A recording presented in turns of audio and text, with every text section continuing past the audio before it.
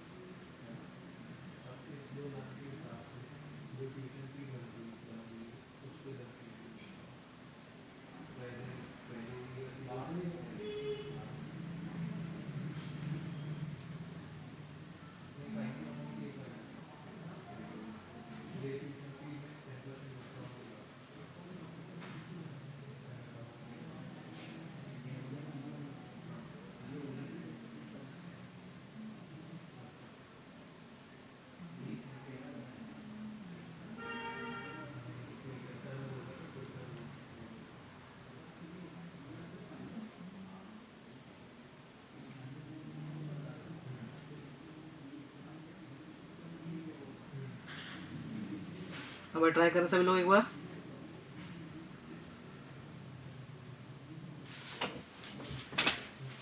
आपको क्या दिया है, this circle bisect the circumference of the other circle.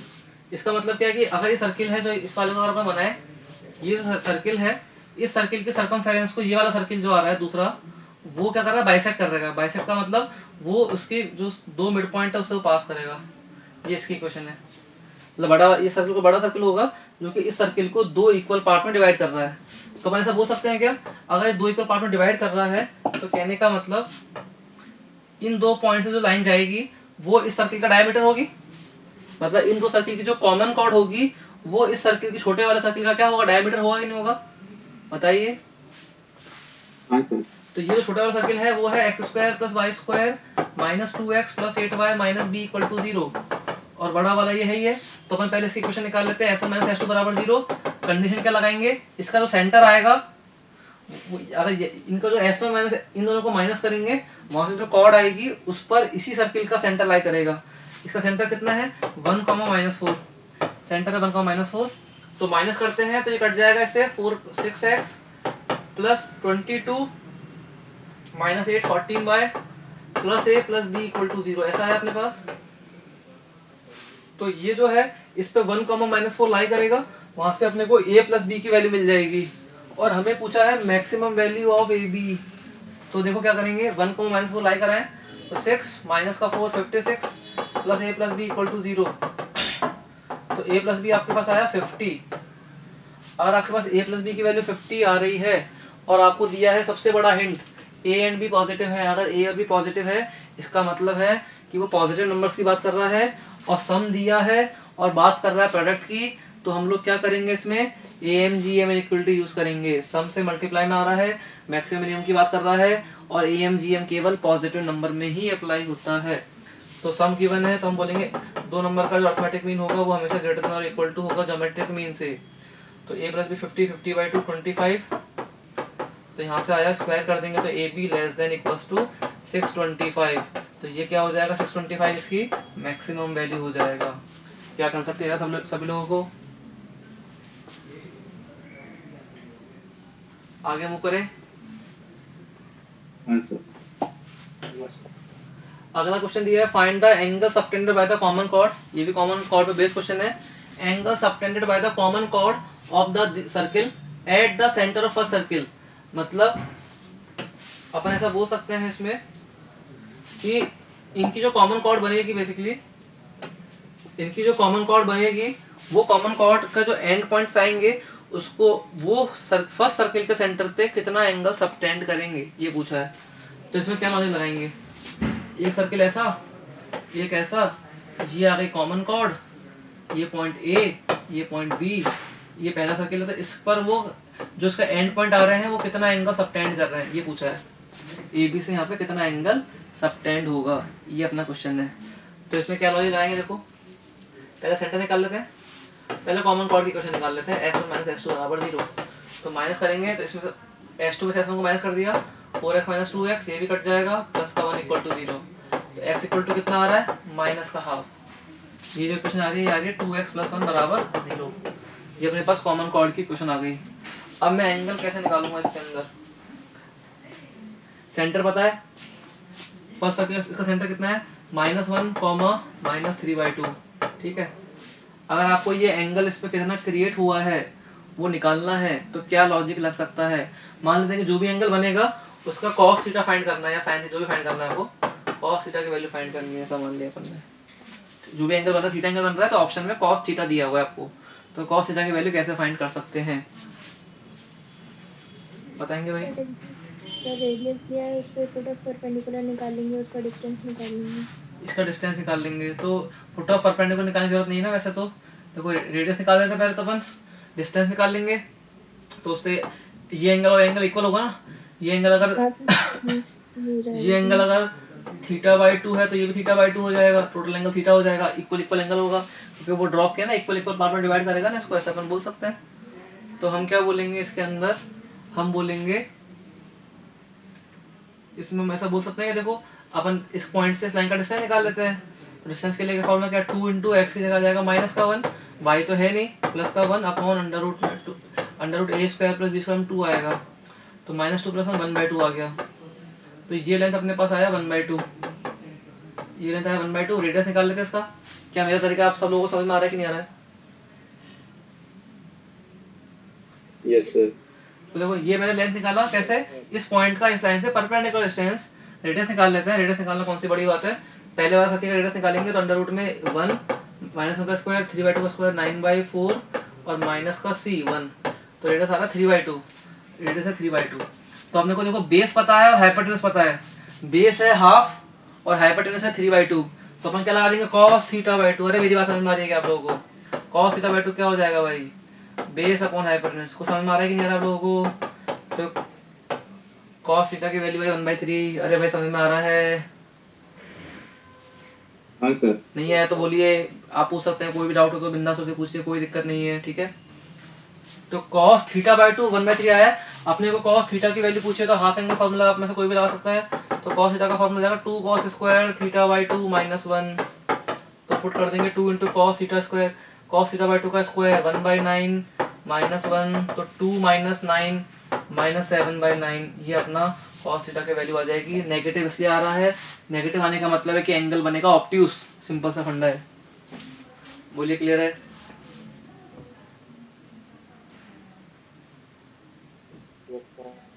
चलिए आगे बढ़ते हैं हम लोग।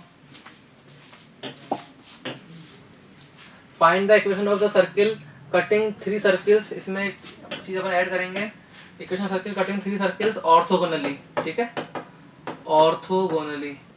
अगर एक सर्किल बाकी 3 सर्किल को ऑर्थोगोनली कट कर रहा है तो उस सर्किल की इक्वेशन क्या होगी। तो तरीका क्या लगाएंगे आप, अगर आपको सर्किल फाइंड करना तो एक तरीका, तो ये तरीका बेसिक तरीका है, ट्रेडिशनल तरीका, कि आपको जो भी सर्किल की इक्वेशन फाइंड करनी है वो सर्किल आपने मान लिया, general x² + y² + 2gx + 2y + c।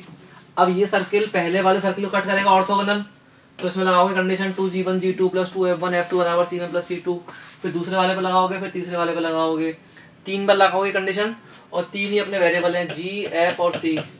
तो आपको सॉल्व करना पड़ेगा 3 वेरिएबल 3 इक्वेशन को, ठीक है। तरीका क्लियर है वाला करने का, कैसे करना है। हाँ सर। अब इन सब के अलावा एक तरीका है जिसमें कि अपन रेडिकल सेंटर को इन्वॉल्व कराएंगे तो जल्दी काम हो जाएगा। अगर आपको कोई 3 सर्किल दिए हैं और इसमें प्रॉपर्टी इस तरह से होती है कि अगर एक सर्किल है, 4 सर्किल, जो कि इन तीनों सर्किल को ऑर्थोगोनली कट कर रहा है। अगर एक सर्किल है जो कि इन तीनों को ऑर्थोगोनली कट कर रहा है, ऑर्थोगोनली कट करने का मतलब क्या होता है, ये सबको मैं मान के चलो सबको पता है कि जहाँ पे भी कट करेंगे वहाँ पे टेंजेंट्स के जो बीच का एंगल है वो 90 डिग्री है। जहाँ पे भी कट करेगा वो दोनों कर्व, वहाँ पे हमेशा उनके बीच का एंगल 90 डिग्री आ रहा है, ठीक है। तो हम बोल रहे हैं कि एक सर्किल है जो 3 को कट कर रहा है ऑर्थोगोनली, ऑर्थोगोनल अगर कट कर रहा है यहाँ पर इन पॉइंट्स पर वो, तो ये जो सर्किल बनेगा, इस सर्किल का जो सेंटर होगा वो वही होगा जो इन तीनों सर्किल का क्या होगा, रेडिकल सेंटर। क्या प्रॉपर्टी है कि ऐसा सर्किल जो तीनों को कट कर रहा है ऑर्थोगोनली, उसका सेंटर वही होगा जो इन तीन गिवन सर्किल का रेडिकल सेंटर होगा। रेडिकल सेंटर निकालना आसान है, कोई भी इन दोनों को रेडिकल सेंटर क्या होता है, रेडिकल एक्सिस का point of intersection, radical axis का पॉइंट ऑफ इंटरसेक्शन। तो आप क्या करोगे, कोई भी दो सर्किल से इनको माइनस कर दिया एक बार और एक बार इन दोनों को माइनस कर दिया, S2 - S3 = 0। तो कोई भी दो रेडिकल एक्सिस को पॉइंट सॉल्व कर लोगे तो आपको डायरेक्टली सेंटर मिल जाएगा बिना ज़्यादा मेहनत किए। क्या मेरी बात समझ में आई कि नहीं आई? ये प्रॉपर्टी है इसकी भाई, क्लियर है क्या? हाँ सर। और उसकी रेडियस क्या आएगी, अगर सेंटर आप निकाल लोगे उस पॉइंट से, रेडिकल सेंटर से तीनों सर्किल पर जो लेंथ ऑफ टेंजेंट बनता है, तीनों सर्किल में किसी भी सर्किल पे जो बनेगा लेंथ ऑफ टेंजेंट, वो हमेशा सारे क्या होते हैं, बराबर होते हैं। किसी सेंटर से सारे सर्किल पर लेंथ ऑफ टेंजेंट हमेशा क्या होगा, इक्वल होगा। ठीक है क्या? तो आप क्या लगा देंगे, जो सेंटर आई जाएगा तो किसी भी सर्किल पे आप लगा देना √S1, उससे अपना काम हो जाएगा। तो अगर अपन बात करें, इन दोनों को मैंने माइनस किया तो वहाँ से क्वेश्चन क्या आएगी, 3x - x 4x - 4y - 4 = 0। तो यहाँ से इक्वेशन आई ये वाली। और अगर इन दोनों को माइनस करते हैं तो यहाँ से क्या इक्वेशन आएगी, मैंने इस वाले में से इस वाले को उल्टा माइनस कर दिया, 5x - x 6x हो जाएगा, माइनस का 14y प्लस का 10 = 0। तो 2 कॉमन ले लेंगे तो 3x - 7y + 5 = 0। और इनको सॉल्व कर देंगे तो वहाँ से जो x और y आएगा वो अपना रेडिकल सेंटर आएगा, वही क्या हो जाएगा, उस सर्किल का सेंटर होगा। जब हम प्रॉपर्टी यूज कर सकते हैं। क्लियर है क्या मेरी बात आप लोगों को? ठीक है भाई?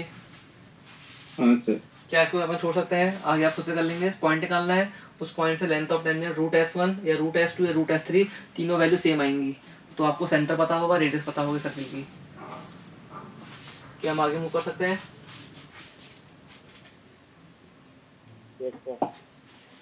ठीक है। अगला जो क्वेश्चन है वो ये है, ये भी रेडिकल सेंटर की प्रॉपर्टी बेस्ड क्वेश्चन है, इसलिए मैंने लिया है। Find the radical centre of 3 circle described on the sides this and this as diameter of triangle as diameter। मतलब अगर ये ट्रायंगल की 3 साइड्स आपको दी गई हैं, प्रॉपर्टी क्या है, आपको ट्रायंगल की 3 साइड्स दी गई हैं और 3 साइड को डायमीटर मान के आपने बनाया सर्किल। इसको डायमीटर मान के सर्किल बनाया, इसको डायमीटर मान के बनाया और इसको डायमीटर मान के आपने सर्किल बनाया। तो ये 3 साइड्स दी गई हैं, इन 3 साइड्स को डायमीटर मान के सर्किल बनाए जा रहे हैं, 3 सर्किल। उन 3 सर्किल का रेडिकल सेंटर क्या होगा? तो अब ऐसा तो है नहीं कि आप उन तीनों का, जो तीसरा जो सर्किल बनेगा यहाँ पे कुछ भी, उन तीनों की आप पहले तो 3 इक्वेशन दी है, पहले पॉइंट निकालोगे, पॉइंट निकाल के 3 बार डायमीटर फॉर्म लगाओगे, उससे 3 सर्किल आएंगे, फिर 3 सर्किल आएंगे तो फिर 2 को माइनस करोगे, वहाँ से रेडिकल एक्सेस आएगी, फिर वहाँ से आप निकालोगे रेडिकल सेंटर। ये पूरी कहानी करनी पड़ेगी ना, और आपको अगर सोचे ट्रेडिशनल तरीके से तो। ठीक है?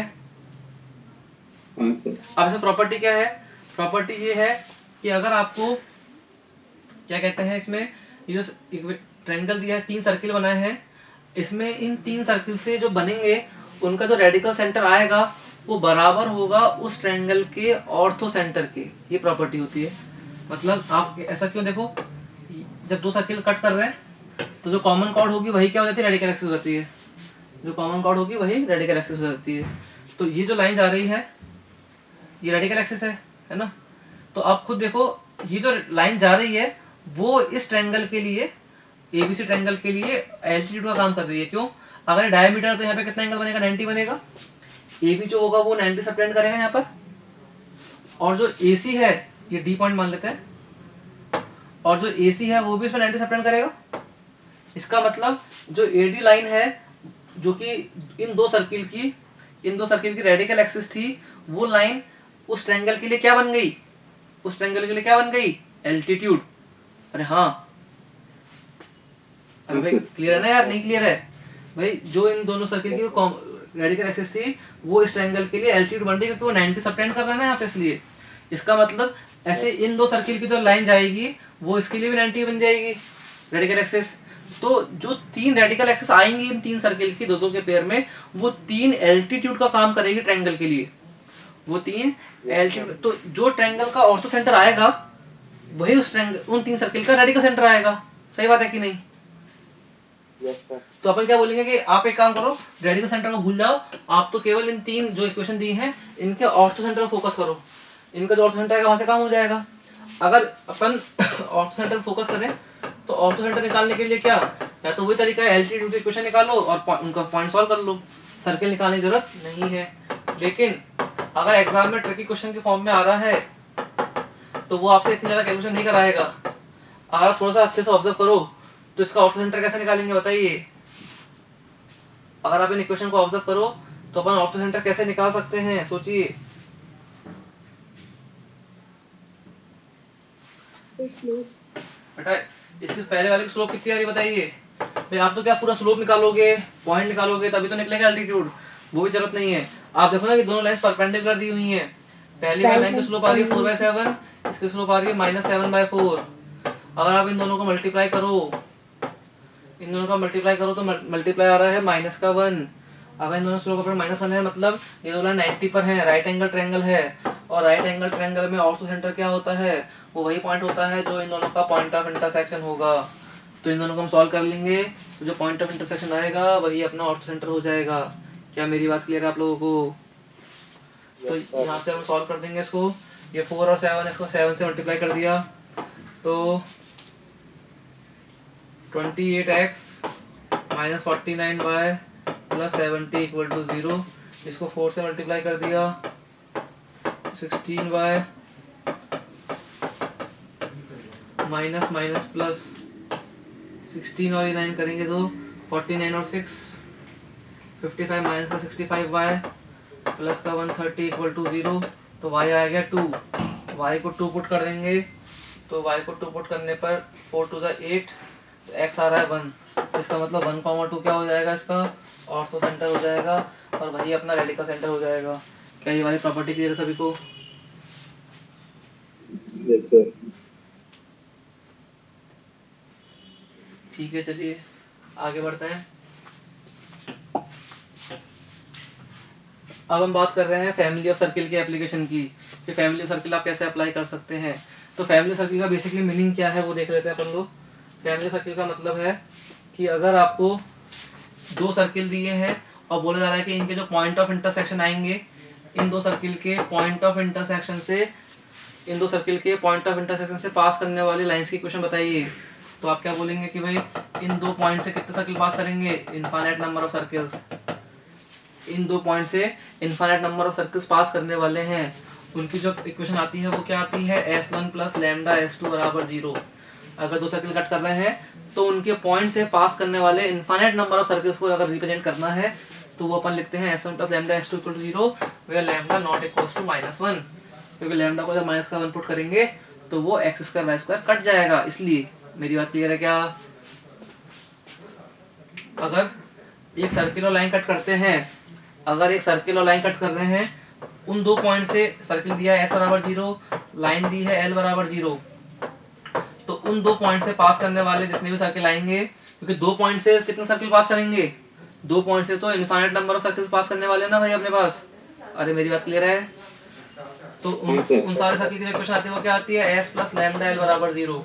बाकी और भी फॉर्म्स है, मैं क्वेश्चन के थ्रू आपको बताता जाऊंगा जो जो क्वेश्चन में काम में आएगा। ठीक है, जैसे कि इस क्वेश्चन में देखिए, find the equation of circle passing through, language exactly ऐसी आएगी, find the equation of circle passing through the intersection of this circle and this circle. तो इन 2 सर्किल के पॉइंट ऑफ इंटरसेक्शन से पास करने वाले सर्किल की इक्वेशन चाहिए। तो वो तो बहुत सारे सर्किल होंगे ना, तो उसमें अपन क्या मानेंगे, बेसिकली लैम्डा मानेंगे। तो लैम्डा निकालने के लिए आपको डेटा दिया गया है which are having centre on the line y = x। जिनका सेंटर किस पर लाई कर रहा है, y = x पर लाई कर रहा है। तो जब आप सर्किल की इक्वेशन लिखेंगे उसका सेंटर निकालेंगे लैम्डा के टर्म में, उसको y = x पर लाई करा देंगे, वहां से लैम्डा की वैल्यू आ जाएगी। तो जब भी 2 सर्किल के, देखो पॉइंट को सॉल्व करना तो बहुत लेंथी काम हो गया ना, पॉइंट सॉल्व करेंगे फिर सर्किल मानेंगे, वो तो बहुत ही लेंथी काम है। तो फैमिली सर्किल तो बहुत इंपॉर्टेंट टॉपिक है और उससे कैलकुलेशन जो होती है अपनी बहुत आसान हो जाती है। ठीक है, तो वो तो अप्लाई करना आना ही चाहिए अच्छे से। तो इन दो सर्किल से पास करने वाला सर्किल क्या होगा, S1 प्लस लैम्डा S2 बराबर 0। ये अपना S1 है, ये S2 है, दोनों को पुट कर देंगे और ऐड करेंगे, तो ये वाला पोर्शन लैम्डा से मल्टीप्लाई होकर ऐड होगा। तो देखो क्या आएगा, x square into 1 plus lambda, y square into 1 plus lambda, और इसको लैम्डा से मल्टीप्लाई करके ऐड किया है तो प्लस का 2 कॉमन आ गया, x कॉमन आ गया, तो लैम्डा माइनस 3, 2x कॉमन ले लिया, ऐसे ही माइनस का प्लस का 2 कॉमन ले लिया, y कॉमन ले लिया, तो माइनस का लैम्डा, माइनस का 2 लैम्डा और प्लस का 1 और प्लस 4 माइनस 6 लैम्डा। सही है क्या, देखना मैंने इसको लैम्डा से मल्टीप्लाई करा है, लैम्डा से मल्टीप्लाई करके ऐड करा है, और जो टर्म कॉमन आ रहा था वो कॉमन ले लिया आपस में। चलेगा भाई सबको, कोई दिक्कत है इसके अंदर? No sir. तो अभी जो अपने पास इक्वेशन आई है इसका सेंटर निकाल, सेंटर क्या आएगा इसका बताइए फटाफट से, इसका सेंटर क्या होगा बताइए।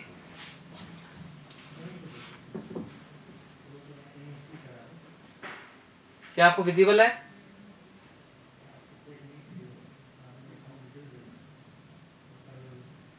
हाँ बेटा विजिबल है सबको? ये देखो ना, एक्स स्क्वायर आ रहा है, वाई स्क्वायर आ रहा है, एक्स का टर्म, वाई का टर्म और कांस्टेंट टर्म, तो इसका सेंटर जो आएगा वो लैम्डा के टर्म्स में आएगा ना, उसको इस पे लाई करा देंगे ना, तो लैम्डा की वैल्यू आ जाएगी, लैम्डा को पुट कर देंगे, सर्किल का इक्वेशन आ जाएगा। क्या तरीका क्लियर है कि नहीं है? हाँ सर। बताइए। हाँ सर। तो सेंटर क्या होगा, सेंटर का कोऑर्डिनेट बताएंगे सभी लोग। -1 minus lambda -3 okay, comma 1 minus 2 lambda. 1 minus 2 lambda. आपने क्या किया इसमें देखो, इसका Minus- कोफिशिएंट का हाफ किया और माइनस से मल्टीप्लाई कर दिया, वेरी गुड। इसका कोफिशिएंट का हाफ के माइनस से मल्टीप्लाई कर दिया, बट आपने ये अप्लाई करेंगे तो इसमें सेंटर लिखने में बहुत बड़ी गलती कर रहे हो आप लोग। मैंने क्या, जब भी सेंटर लिखा जाता है minus D minus F, coefficient क्या होता है हमेशा 1 होना चाहिए। जो अपन ने फॉर्मूला याद किया है ना, माइनस जी कॉमा माइनस एफ, वो कब याद किया है, जब एक्स स्क्वायर का वाई स्क्वायर कोफिशिएंट 1 होता है। मेरी बात समझ में आ रही है? तो यहाँ पर 1 प्लस पहला क्या स्टेप होगा, पहला स्टेप होगा कि 1 प्लस लैम्डा से पूरी इक्वेशन को डिवाइड करो। ये टर्म ऐसा हटेगा, ये टर्म ऐसा हटेगा, इसके अपॉन में 1 प्लस लैम्डा, इसके अपॉन में 1 प्लस लैम्डा, तो इसमें अपॉन में 1 प्लस लैम्डा भी आएगा इन जनरल। देखो इसको इस पर लाई कराएंगे तब तो कट जाएगा, आंसर में फर्क नहीं पड़ेगा। लेकिन अगर यहाँ पर y equal to x plus 1 होता, y बराबर x प्लस 1 होता, तो इसमें अगर बिना 1 प्लस लैम्डा के पुट कर दोगे तो वो अपॉन का टर्म मल्टीप्लाई नहीं होगा, तो आंसर गलत आ जाएगा। बात समझ में आ रही है कि नहीं आ रही है? तो ये जो पॉइंट है ये अपन इस पर लाई कराएंगे और उससे लैम्डा की वैल्यू निकालेंगे। तो इसको जब लाई कराएंगे y की वैल्यू पुट करेंगे 1 minus 2 lambda divide by 1 plus lambda equals to x minus का lambda minus 3 upon 1 plus lambda, ये अपना कैंसिल आउट हो गया। तो यहाँ से आ गया 1 minus 2 lambda equals to minus lambda plus 3, तो लैम्डा इक्वल्स टू माइनस 2। जो लैम्डा आया अपना उस लैम्डा को यहाँ पुट कर देंगे, तो वहाँ से आपको सर्किल की इक्वेशन मिल जाएगी। इस तरीके से हम फैमिली ऑफ सर्किल को यूज़ कर सकते हैं। भाई सबको क्लियर है?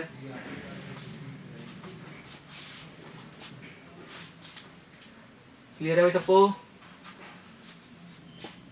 हाँ सर। चलिए अगला क्वेश्चन देखते हैं, ये भी फैमिली सर्किल का है। तो फैमिली सर्किल को अपन किस किस तरीके से यूज कर सकते हैं वो देखने वाली बात है। तो अगला क्वेश्चन है, find the equation of circle passing through the point 2,2√2 and touching the circle this externally and this internally. थोड़ा सा डायग्राम बना के डील करेंगे, समझ में आएगा। इस सर्किल को वो एक सर्किल टच कर रहा है एक्सटर्नली और इस सर्किल को टच कर रहा है इंटरनली। तो अपन लोग क्या बोलेंगे बेसिकली, अपन इसका डायग्राम बनाएंगे सबसे पहले। अगर डायग्राम बनाए, इसका सेंटर है -2,0 और रेडियस है 2, तो ऐसा सर्किल बनेगा। इसका सेंटर है 4,0, रेडियस है 4, तो ऐसा बनेगा। वो सर्किल छोटा सर्किल है, ये ऐसा बनेगा। अब एक ऐसा सर्किल चाहिए जो इसको टच कर रहा है एक्सटर्नली छोटे वाले को, और इसको टच कर रहा है इंटरनली। इसको भी टच करना है, इसको भी टच करना है, इसके अंदर भी आना चाहिए। तो सर्किल तो तभी पॉसिबल है जब वो ऐसा आ जाए। इसको एक्शन टच करना तो वो केवल इसी पॉइंट में टच कर पाएगा ना इसको। अगर सर्किल को टच कर रहा है इसको बाहर से और इसको अंदर से, तो इसके पूरा अंदर आएगा। अगर सर्किल इसके पूरा अंदर आ रहा है तो बाहर वाले को टच करने का केवल एक ही ऑप्शन तो बचता है कि यहीं पे टच कर जाए। बोलो सही बात है? हाँ सर। तो ये जो सर्किल आ रहा है, ये सर्किल इन दो सर्किल के पॉइंट ऑफ कांटेक्ट से पास हो रहा है। तो इसकी इक्वेशन को भी अपन S1 प्लस लैम्डा S2 लिख सकते हैं।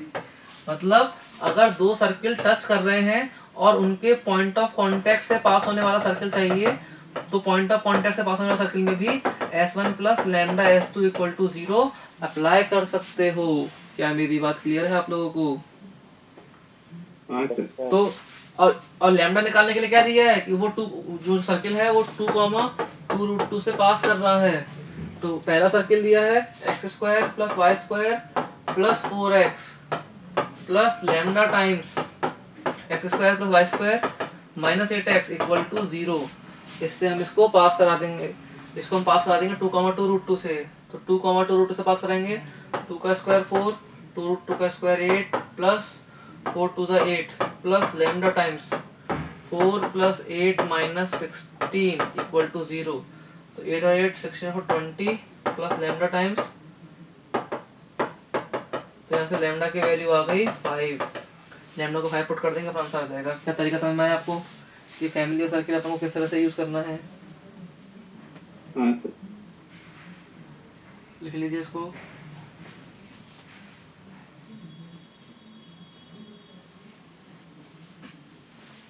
आगे मूव करें। एक क्वेश्चन और देखते हैं इसमें हम। देखिए ये भी एक क्वेश्चन है जो कि फैमिली ऑफ सर्किल का क्वेश्चन दिया है, कैसे यूज करना है फैमिली ऑफ सर्किल का फंडा। आपको इसमें क्या दिया, ध्यान से देखिए। Find the equation of circle smallest circle passing through the intersection of this circle and line. मतलब सर्किल दिया है और एक लाइन दी है, इससे जो पॉइंट आएंगे, 2 पॉइंट, इन 2 पॉइंट से जो पास करने वाला सर्किल चाहिए वो सर्किल क्या होना चाहिए, स्मॉलेस्ट। तो ऑब्वियसली बात है कि जो इससे बहुत सारे सर्किल पास होने वाले हैं, इस ए और बी से बहुत सारे सर्किल पास होने वाले हैं। मेरी बात समझ में आ रही है आप लोगों को? बोलो। हाँ सर। अब बहुत सारे जो सर्किल पास होने वाले हैं तो उसकी इक्वेशन पर क्या मान सकते हैं, S प्लस लैम्डा L बराबर 0 मान सकते हैं। लेकिन आपको लैम्डा निकालने के लिए क्या डेटा दिया है बताइए? आपको लैम्डा निकालने के लिए बोला है कि वो सर्किल स्मॉलेस्ट होना चाहिए। तो स्मॉलेस्ट के लिए क्या कंडीशन अप्लाई करोगे भाई, बताओ? स्मॉलेस्ट के लिए क्या कंडीशन अप्लाई करें? वो सर्किल सबसे छोटा कब होगा, जब ए बी क्या होगा, उसका डायमीटर होगा। जब वो सिमेट्रिक हो जाएगा ना पूरा ए बी के अबाउट, तब वो सबसे छोटा सर्किल होगा। उसके अलावा अगर एक बार छोटा तो सर्किल की रेडियस क्या बनेगी, कंपैरेटिवली बड़ी बनेगी। बात समझ में आ रही कि नहीं आ रही आपको मेरी? तो जो इन 2 पॉइंट से पास होने वाले इनफाइनाइट नंबर ऑफ सर्किल्स हैं, बहुत सारे सर्किल्स हैं, उसमें स्मॉलेस्ट सर्किल वो होगा जब ए बी क्या हो जाएगा, उसका डायमीटर हो जाएगा। क्या मेरी बात समझ में आई? क्योंकि जब ए बी उसका डायमीटर हो जाएगा तो जो उसका डायमीटर होगा शॉर्टेस्ट लेंथ का होगा ना। इसके अलावा और कोई भी सर्किल बनेगा तो वो तो कॉर्ड हो जाएगी, तो डायमीटर तो और बड़ा होगा ना उसका पॉसिबल। अरे यार नहीं समझे यार। अगर ये वाला सर्किल देखें, दिख रहा है आपको सर्किल वाला, तो इसमें तो डायमीटर तो और बड़ा होगा ना इससे भी, तो वो स्मॉलेस्ट तो नहीं होगा ना यार। बात समझ में आ रही कि नहीं आ रही? तो इसका मतलब अपन क्या बोलेंगे कि अपन S प्लस लैम्डा लगा देते हैं, x² plus y² minus 4x plus lambda times x plus y minus 3 equal to 0 और S प्लस लैम्डा लगा देते हैं। इसका जो सेंटर आएगा, इसके सेंटर को इसी पे लाई करा देंगे। अगर ये इसका डायमीटर है तो जो अपन ने सर्किल माना है इसका सेंटर इसी पे लाई करेगा, तो काम हो जाएगा अपना। मतलब कंडीशन तो कहीं ना कहीं से निकालनी पड़ेगी ना। स्मॉलेस्ट कब होगा, जब वो लाइन का डायमीटर है। डायमीटर के लिए कंडीशन क्या होगी, उसका सेंटर उस लाइन पे लाई करेगा। तो अगर अपन इसको लिखें तरीके से x² plus y² plus x common लिया, lambda minus 4 plus lambda y minus 3 lambda equal to 0। इसका सेंटर क्या आएगा, minus times of lambda minus 4/2 comma minus lambda by 2, वो लाई कराएंगे। तो माइनस का लैम्डा माइनस 4/2 माइनस का लैम्डा बाई 2 माइनस का 3 equal to 0। Minus minus cancel out, तो lambda minus 4 plus lambda plus 6 equal to 0। तो 2 lambda is equal to minus 2। Lambda की वैल्यू क्या आ रही है, माइनस का 1 आ रही है। तो लैम्डा की वैल्यू अगर माइनस 1 आ रही है, लैम्डा को पुट कर देंगे -1 यहाँ पर, तो जो इक्वेशन मिलेगी वो अपने को रिक्वायर्ड सर्किल की इक्वेशन मिल जाएगी। क्या सबको क्लियर है? बोलिए। हाँ सर। ठीक हाँ है। सर।